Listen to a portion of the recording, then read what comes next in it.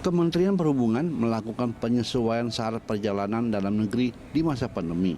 Aturan mengenai perjalanan darat yang menggunakan jarak 200 km sebagai batas minimal untuk kewajiban tes PCR atau antigen direvisi. Tak ada lagi batas minimal perjalanan yang ditempuh. Pelaku perjalanan jarak jauh yang menggunakan kendaraan bermotor perseorangan, kendaraan bermotor umum, dan angkutan penyeberangan dari dan ke daerah wilayah Pulau Jawa dan Pulau Bali, serta di wilayah luar Pulau Jawa dan Pulau Bali yang ditetapkan melalui instruksi Menteri Dalam Negeri sebagai daerah dengan kategori PPKM level 3, PPKM level 2, dan PPKM level 1 wajib menunjukkan surat keterangan hasil negatif rapid test antigen yang sampelnya diambil dalam kurun waktu maksimal 1 kali 24 jam sebelum keberangkatan dan kartu vaksin minimal vaksin dosis pertama sebagai persyaratan melanjutkan perjalanan. Khusus perjalanan rutin dengan moda transportasi darat menggunakan kendaraan bermotor perseorangan, kendaraan bermotor umum, transportasi sungai, danau, dan penyeberangan dalam satu wilayah, kawasan aglomerasi perkotaan tidak diwajibkan untuk menunjukkan kartu vaksin dan surat keterangan hasil negatif rapid test antigen. Untuk pelaku perjalanan jarak jauh di moda transportasi darat, laut, dan kereta api, wajib menunjukkan surat keterangan hasil negatif rapid test antigen yang sampelnya diambil dalam kurun waktu maksimal 1 kali 24 jam sebelum keberangkatan dan menunjukkan kartu vaksin minimal vaksin dosis pertama.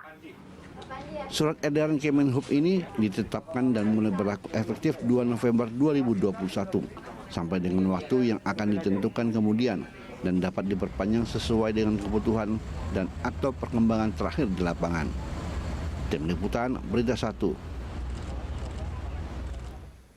Perjalanan darat tak wajib PCR, itulah tema Morning Talk kita hari ini. Untuk membahasnya kita telah terhubung dengan Alexander Kaliaga Ginting, Ketua Bidang Penanganan Kesehatan Satgas COVID-19 Pusat. Selamat pagi Pak Alex. Ya, selamat pagi, salam sehat. Salam sehat juga Pak Alex. Pak Alex, ini setelah kemarin mungkin publik diramaikan dengan kebijakan menunjukkan hasil antigen atau PCR dengan moda transportasi udara. Sekarang juga diramaikan oleh harus wajib menunjukkan tes hasil PCR untuk perjalanan darat, juga diberlakukan untuk perjalanan perorangan. Ini juga menuai sorotan di publik.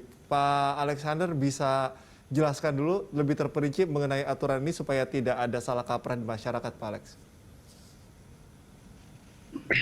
Ya, jadi semangatnya adalah bahwa kita sekarang berada dalam pemulihan kesehatan. Dalam pemulihan ini tentu harus diiringi juga dengan pemulihan ekonomi, sosial, kemudian transportasi, dan juga berbagai kegiatan aktivitas lainnya. Karena pemerintah juga ingin ada pertumbuhan di dalam seluruh sektor yang ada di negara kita. Jadi yang perlu diingat bahwa surat edaran Kementerian Perhubungan yang nomor 90 itu sudah direvisi kembali dengan dikeluarkannya surat edaran nomor 94, 95, 96, 97. Tentunya perubahan ini mengacu kepada instruksi Mendagri nomor 57 tahun 2021 dan kemudian juga mengacu ke surat edaran Satgas COVID-19 nomor 22 di mana juga terjadi perubahan. Jadi kenapa terjadi perubahan di dalam instruksi Mendagri? Tentunya ini kita melihat bagaimana dinamika penanggulangan COVID yang memang cukup progresif oleh karena perbaikan-perbaikan parameter yang ditemukan di masyarakat cukup baik walaupun masih rentan untuk terjadi lonjakan. Dan kerentanan itu terjadi jika ketidakpatuhan terhadap protokol kesehatan ini bisa menjadi salah satu pemicu terjadinya lonjakan kasus. Dan kemudian juga aspek kerumunan dan aspek mobilitas. Kalau kita lihat semangatnya PPKM itu kan semangatnya adalah untuk membatasi mobilitas dan membatasi kerumunan. Sehingga tidak terjadi transmisi virus, walaupun dia sudah termasuk low transmission di community, tetapi tetap rentan, mengingat bahwa ada varian baru. Jadi kalau kita lihat dari surat edaran Kementerian Perhubungan yang baru ini, itu melakukan persyaratan perjalanan transportasi udara, darat, laut, dan juga kereta api. Jadi kalau misalnya di transportasi udara, misalnya itu harus kita lihat, ada dari dan ke bandara di wilayah Jawa Bali. Jadi di sini surat keterangannya hasil negatif rapid test antigennya dalam kaca. Tapi dari catatan vaksinnya sudah lengkap. Atau surat keterangan hasil negatif tes PCR yang diambil dalam kurun waktu 3 kali 24 jam jika si pelaku perjalanan vaksinnya masih dosis pertama. Yang diingat di sini adalah satu dari dan ke bandara di wilayah Jawa Bali. Kemudian yang membedakan itu adalah antara vaksin yang sudah lengkap dan yang belum lengkap. Kalau dia sudah lengkap, berarti dia rapid test antigen. Tapi kalau dia belum lengkap, maka dia menggunakan PCR.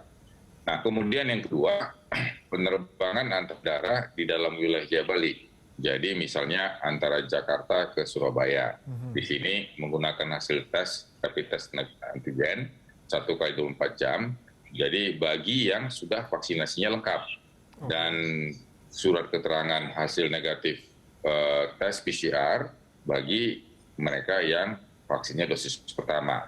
Jadi memang di sini yang menjadi kata kunci itu adalah vaksinasi. Nah, kemudian bagi penerbangan antar bandara di wilayah Pulau Jawa dan Pulau Bali, misalnya dari Palembang dia terbang ke Medan misalnya, maka itu dia menggunakan hasil negatif rapid test antigen. Sampel juga 1 kali 24 jam, dan kemudian surat keterangan PCR negatif 3 kali 24 jam bagi mereka yang vaksinnya masih dosis pertama. Jadi oleh karena itu kita mengklasifikasi di sini antara mereka yang vaksin dosis pertama dan vaksin yang sudah lengkap. Jadi tentu aplikasi Peduli Lindungi sebagaimana yang diatur di surat edaran Satgas, tentu bagi mereka yang mempunyai mobile phone ini sebaiknya mereka mempunyai aplikasi tersebut. Nah, bagaimana transportasi darat? Ini juga kita lihat bahwa ada perjalanan jarak jauh yang menggunakan kendaraan bermotor perorangan atau kendaraan umum atau penyeberangan dari dan ke daerah di wilayah Pulau Jawa dan Pulau Bali atau di wilayah Pulau Jawa dan Bali ini ditetapkan melalui instruksi Mendagri yang sudah diatur, maka di sini juga digunakan rapid test negatif.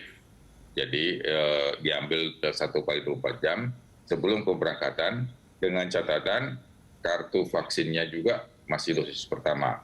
Nah, kemudian bagi mereka yang di dalam satu wilayah kawasan aglomerasi, misalnya dari Bogor ke Depok ataupun Depok ke Bekasi, maka tidak diwajibkan menunjukkan kartu vaksin dan surat keterangan hasil tes rapid test antigen. Jadi ini untuk transportasi darat. Demikian juga untuk transportasi laut, di sini juga ada penentuan dia sudah menunjukkan kartu vaksin minimal dosis pertama, kemudian hasil tes rapid test antigen. Nah, kereta api ini juga dibagi antara di dalam Pulau Jawa dan juga kemudian kereta api yang ada di luar.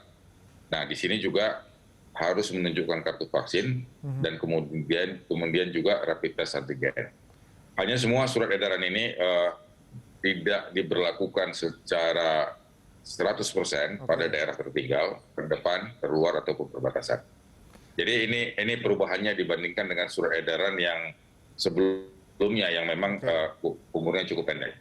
Oke, ada beberapa perbedaan, kemudian juga aturan yang lebih khusus di aturan baru ini. Tapi kalau misalnya tadi saya kembali pada pernyataan Pak Alex, di mana ada kata kuncinya adalah vaksin. Nah, ini kan sebetulnya yang kemarin kita dengar ada kritik dari beberapa kalangan, begitu ya, kalau sudah vaksin, kenapa harus PCR lagi? Karena ini dianggap memberatkan. Bagaimana menjawab itu, Pak Alex? Apakah memang vaksinasi saja sudah cukup? Ya, jadi vaksinasi itu lebih untuk meningkatkan proteksi, tapi tidak menghindarkan terinfeksi. Bisa saja saya 2 kali vaksin, kalau saya masuk ke daerah terinfeksi dan di swab bisa saya positif. Jadi jangan ada anggapan kalau kita sudah divaksinasi dan ditanya pergi ke daerah terinfeksi dan tertular, tidak akan terinfeksi. Vaksinasi itu hanya membedakan antara penyakitnya bisa jadi berat atau ringan. Jadi lebih kepada imunitas. Jadi kita harus membedakan mana masalah infeksi, mana masalah penularan, mana masalah tentang kekebalan. Jadi ini nggak boleh dicampur baurkan.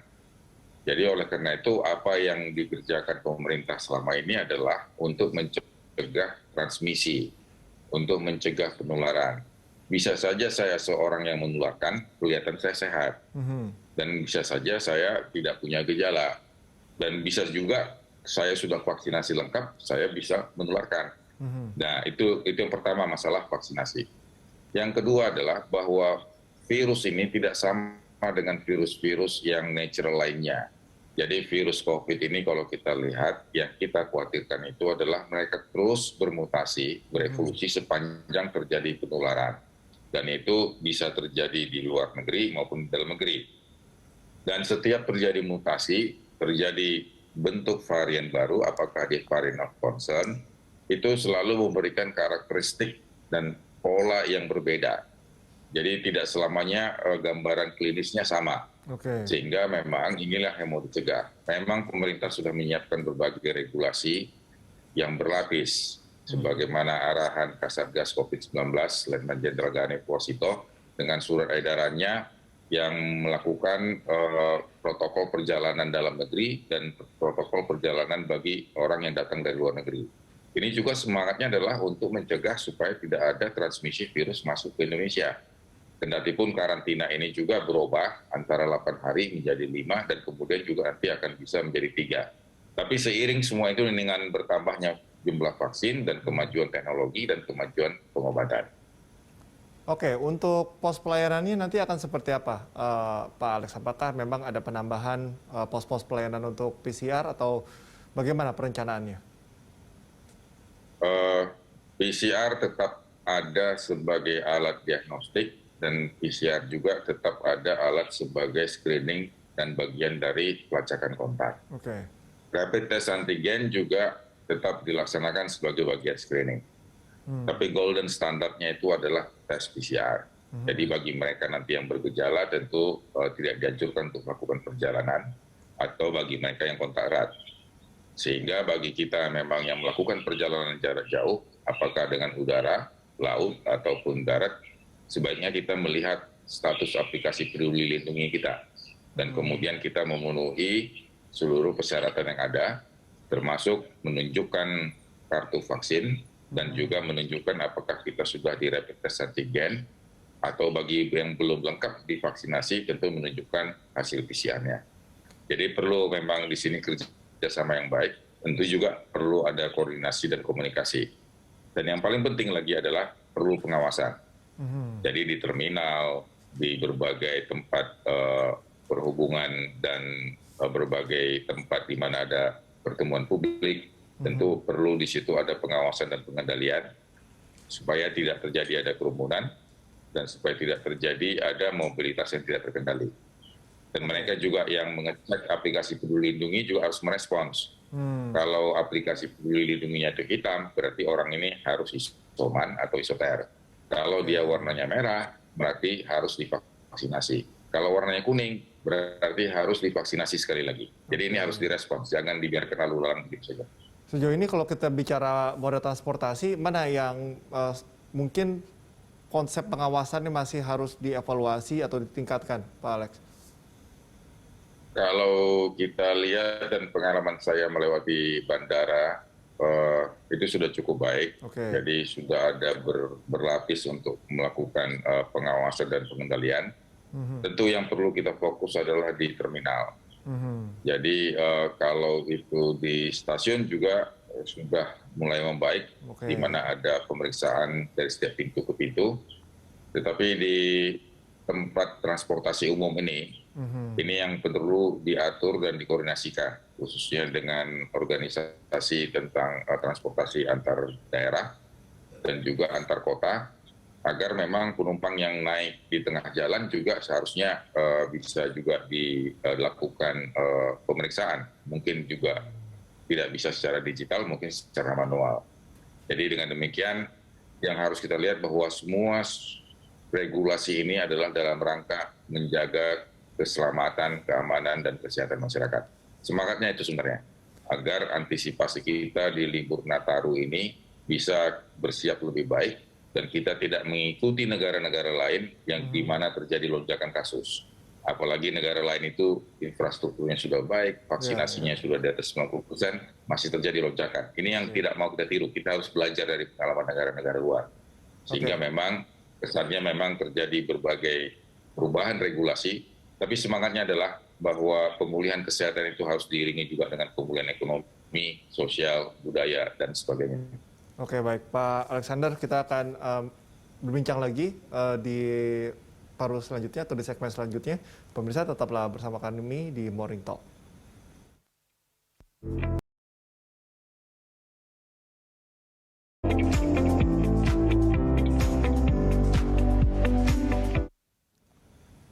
Kita lanjutkan perbincangan pemirsa, masih bersama dengan Alexander Kaliaga Ginting. Pak Alex, ini kalau tadi kita bicara pengawasan, memang di beberapa titik begitu ya masih ada, kita katakanlah oknum-oknum ya, atau pihak yang bandel yang mencoba untuk memanipulasi data. Ini katakanlah sebagai calo begitu ya, tidak usah mengikuti tes, tetapi nanti cukup membayar sekian rupiah mendapatkan sertifikat ya, atau hasil yang dikehendaki begitu ya. Ini menurut Anda apa memang perlakuan atau konsekuensi hukum yang memang belum cukup berat atau bagaimana ini untuk menghindari hal-hal seperti ini bisa terjadi, termasuk juga dengan pemaksimalan dari Peduli Lindungi tadi? Kalau sudah maksimal kan hal-hal yang berbau kertas itu kan bisa diminimalisir begitu ya Pak Alex?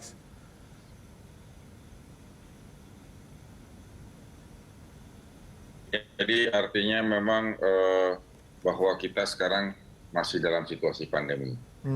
Jadi dalam situasi pandemi di mana PPKM-nya sudah mencapai di level 1, bahkan ada masih di level 2. Jadi dengan pengertian ini bahwa virus itu masih ada di sekitar kita. Jadi ancaman itu masih ada di sekitar kita.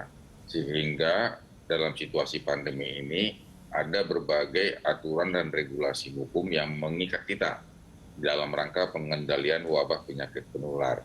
Jadi dalam hal ini termasuk Undang-Undang Nomor 4 tentang wabah penyakit penular, Undang-Undang Nomor 6 tentang karantina kesehatan, dan berbagai perda yang diatur oleh pemerintah daerah, dan juga Instruksi Mendagri Nomor 57 ataupun Nomor 56 yang mengatur bagaimana ini harus bisa dilaksanakan secara seksama dan terikat. Oleh karena itu memang bagi mereka yang melakukan berbagai tindakan yang tidak terpuji ini sebenarnya sudah bisa dianggap untuk tidak mensukseskan apa yang disemangatkan di Instruksi Mendagri Nomor 57. Jadi oleh karena itu dengan melakukan praktek-praktek yang tidak terpuji tersebut sebenarnya itu tidak sesuai dengan semangat bagaimana kita mengatasi pandemi tersebut melalui undang-undang tentang wabah penyakit menular dan undang-undang tentang karantina kesehatan. Sehingga dengan demikian tidak ada tawar-menawar di masyarakat maupun di oknum ataupun di berbagai mereka yang melakukan pengawasan pengendalian untuk melakukan kegiatan yang sifatnya permisif. Artinya membiarkan mereka yang positif berjalan-jalan, membiarkan mereka yang seharusnya karantina tidak dikarantina, yang seharusnya dia menunjukkan kartu vaksin, tetapi oleh karena sesuatu hal dia tidak menunjukkan, kecuali kalau ada surat keterangan dari dokter, ini boleh. Jadi oleh karena itu kita berharap kepada seluruh pengawas dan pengendali untuk tetap sedia melaksanakan tugas pelayanannya, sehingga memang ini menjadi tugas kita bersama untuk melakukan pengawasan pengendalian agar pandemi ini bisa terkontrol dengan baik. Oke, saya ingin tahu Pak Alex, perhitungan dari pemerintah itu seperti apa akhirnya membuat kebijakan seperti ini. Kalau memang tidak bisa dikontrol, apa kemungkinan terburuk yang bisa terjadi?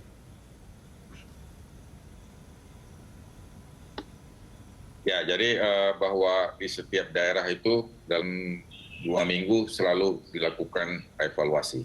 Jadi evaluasi itu adalah melihat levelnya. Jadi misalnya di satu daerah dia level 2, maka dia harus punya target supaya pindah ke level 1. Jadi level 2 itu tentu ada hitungannya. Misalnya ada kasus positif 20-50 kasus per 100.000 penduduk. Atau misalnya 5-10 kasus yang dirawat rumah sakit per 100.000 penduduk. Atau 1-2 kasus meninggal per 100.000 penduduk kena COVID. Jadi kalau ini meningkat, berarti pengawasan dan pengendalian belum tepat. Dan evaluasi ini tentu bisa melihat dengan masyarakatnya atau bisa melihat mereka yang mengendalikan. Nah, oleh karena itu kalau misalnya di pengendalian yang salah, tentu dilihat lagi apakah melakukan sesuai aturan atau tidak. Jadi dengan melihat level ini naik turun, ini nanti tentu bisa dievaluasi apakah ke petugas, ke masyarakat, ke sistem, ataupun ke SOP. Jadi 4 level penilaian ini terus dilakukan penilaian baik oleh Satgas maupun oleh Pemda setempat, sehingga dengan demikian kita bisa melihat kemajuan dari satu daerah di dalam penanggulangan COVID ataupun terjadi penurunan indikator yang sudah ditetapkan oleh Badan Kesehatan Dunia dan Kementerian Kesehatan. Sekarang kita bicara yang perorangan nih, Pak Alex. Saya agak sulit membayangkan bagaimana pengawasannya terhadap yang perorangan ini yang menempuh perjalanan lebih dari 250 km. Konsepsi pengawasannya kan seperti apa? Mengenai 250 km itu sudah direvisi kembali dengan surat edaran yang terbaru, yaitu surat edaran 9495/97, di mana surat edaran nomor 90 sudah tidak berlaku lagi. Sehingga masalah 250 km perjalanan 4 jam di Pulau Jawa Bali itu sudah berubah di surat edaran Kementerian Perhubungan tentang nomor 94. Jadi clear ya. Tidak boleh ada lagi nanti yang masih mempermasalahkan hal yang sudah direvisi, karena ini akan menimbulkan bias. Jadi sudah clear, sudah direvisi dan sudah diganti kebijakannya. Kemudian kalau kita bicara ini, Pak Alex, mengenai transportasi darat ya. Tadi kalau Pak Alex sudah menyebut pengawasan di jalan darat atau terminal, ini agak yang harus dievaluasi lebih lanjut. Nah, apa kira-kira mitigasi yang harus dilakukan seandainya selain memang menambah pos-pos dari layanan PCR tadi, apa yang harus ditambahkan lagi, mungkin petugas pengawasannya atau seperti apa? Ya, jadi ada beberapa hal yang harus kita lihat. Pertama, petugas yang melakukan pengawasan dan pengendalian memahami betul surat edaran yang menyangkut regulasi transportasi darat, laut, kereta api, dan udara. Dan yang kedua, khususnya di transportasi darat, harus dibedakan juga antara pelaku perjalanan jarak jauh dan juga mereka yang dengan hubungan dengan logistik misalnya. Jangan nanti mereka yang kendaraan angkut logistik dan transportasi barang disamakan dengan penumpang. Karena untuk mereka yang perjalanan logistik, supirnya, keneknya itu berbeda lagi. Jadi ini yang harus dipahami. Jadi oleh karena itu pengawas dan pengendali ini memang harus benar-benar menguasai secara sistematis apa yang dibunyikan di surat edaran yang terakhir tentang pengaturan perjalanan darat, laut, udara, dan kereta api, dan khususnya darat juga dibedakan antara penumpang dan mereka yang membawa kendaraan logistik. Sehingga ini tidak sama. Untuk terakhir, untuk harga bagaimana? Karena ini juga menimbulkan sesuatu yang asumtif ya, mengenai harga. Nanti harganya mahal, ada asumsi juga, harganya murah, ada asumsi juga. Ini bagaimana menjawab ini? Jadi yang pertama kalau kita lihat dari surat edaran terbaru ini, di situ kata kuncinya adalah vaksinasi. Vaksinasi pertama dan kedua. Ini semua saya kira sudah disiapkan oleh pemerintah secara gratis. Dan kemudian rapid test antigen ini sudah diatur oleh Kementerian Kesehatan, harganya sudah jauh lebih murah, bawah 70 ribuan.